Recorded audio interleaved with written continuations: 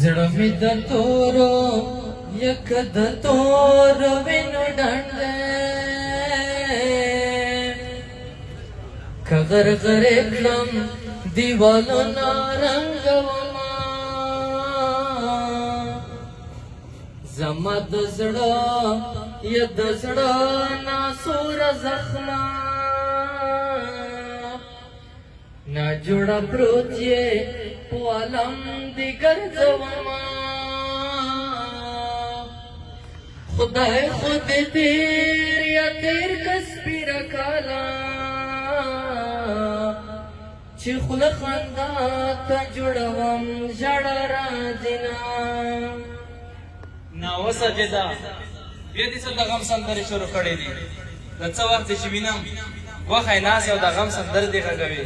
لکه چې او نسیم خان ستړی یم چې ښه یې په خیر یې راځه کښېنه راځه نه دا څه به بلالې دې شروع کړې دي یاره نسیم خانه ورکوه یې د یو څه وخت مې له ژونده داسې زړه تور شوی دی چې کیسې یې مه کوه نه والا په کور او کلي نه په پیسو نه په خوراکونو په یوه شي مې هم زړه نه خوشحالېږي بس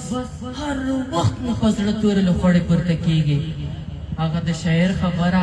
په اوښکو نه ارځي په غم نه ارځي ژوند داسې دی چې په هېڅ هم نه ارځي ګوره ته ځوان یې خیلې دماغې دي ژوند خو د مبارزې یو نوم دی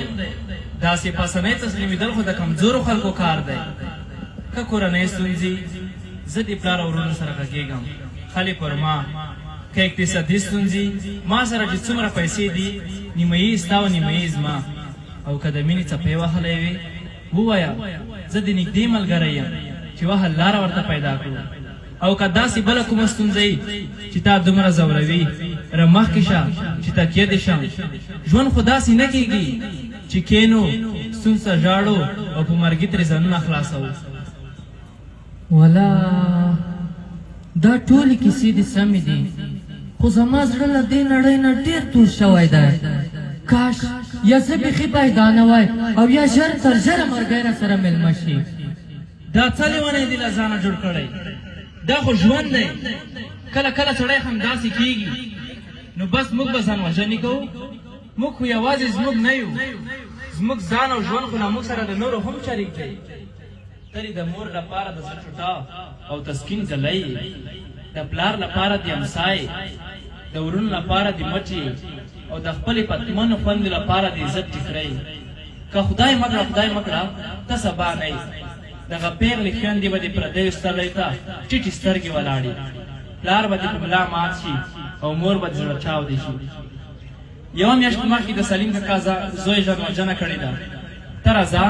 پلار یې وګوره چې پر څه حال دی مور یې داسې شوې لکه دا ګوته ځان وژنه خو اسلام کې ځکه نه روا ده چې ته خو به ځان خلاص کړې نور دې څومره خلک ودردول ته راځه چې سلیم کاکا ته ورشو سلام علیکم نسیم کاکا سلام علیکم راځه کښېنه دلته څه حالونه دي ولا بس ژوند دی روان دی که هر رقم دی خو ښه ده چې تېرېږي کاکا چې بده درمبندیونه لګېږي ساجد مې راوستلی چې د یو قرباني شوي پلار په صفت خپلې تجربې ورسره شریکې کړي دا خدای واخلی د څه وخت وینم خپه ناست وي نن مې چې راوغږو د ځان وژنې پلان لري ما ورته وویل ته راځه د سلیم کاکا فریاد واوره که دغه رقم درد یې په مور او پلار لورېږي نو بیا ځان وژنه وکړه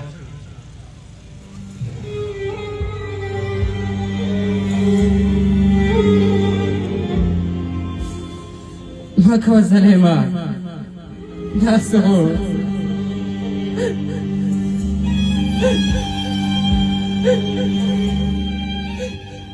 که داسې کوې نو لومړی د خپل مور او پلار ووژنه او بیا ځان ځکه مور او پلار د خپل اولادونو غم نشي زغملی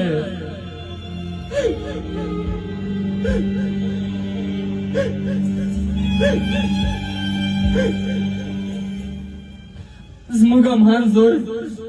چې رانه خاورو خاورو ته کډه کړي په موږ یوه دقیقه خوشحالي کسان کې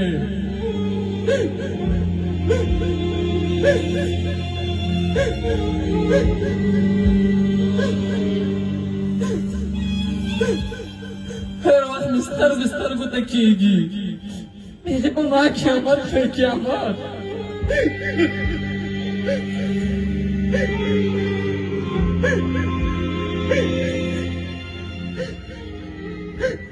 چې کور ته ننوځم مور یې د حمان جامې په ټټر پورې نیولې وي کله یې ښکلوي او کله یې په سترګې پورې نیسي وایي چې سترګې مې سړې شي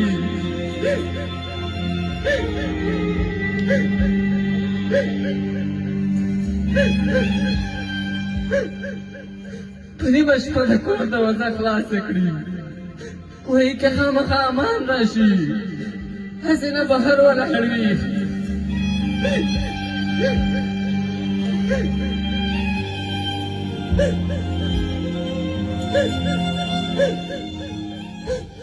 سهار وختي اول قبر ته ورځي پر مخ پرې پرته وي خاورې ښکلوي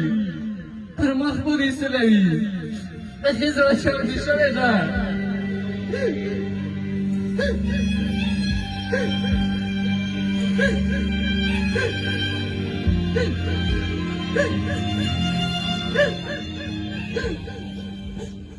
بله شپه چې سخته واوره ولیده د شپې 3 بجې وې خوب نه راته له کوټې راووتم چې ګورم مور یې په برنډو کې په خړو خاورو کې ناسته ده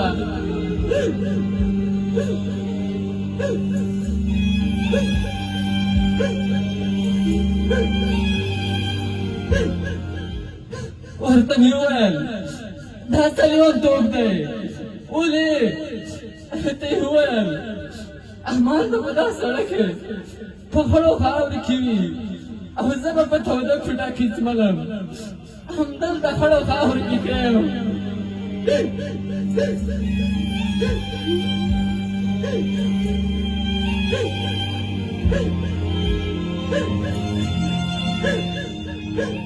بچیانو تاسو ته څه پته ده چې موږ په څومره تکلیفونو او خوریو راستر کړي یې او موږ څومره در باندې ځورېږو وخت بچیه وخت سلیم کاکا ما وبخه زموږ ذهنونه خام دي خو اوس وپوهېدم چې د یوه کس ځانوژنه څومره دردونه زیږوي قسم خورم چې بیا به په دې اړه سوچ هم نه کوم زه به خپلو ټولو همزولو ته وایم چې ځانوژنه د بې غیرته بې مسؤلیته او کمزورو خلکو کار دی سلیم کاکا ما وبخه راځئ چې ځو بیا مې توبه ده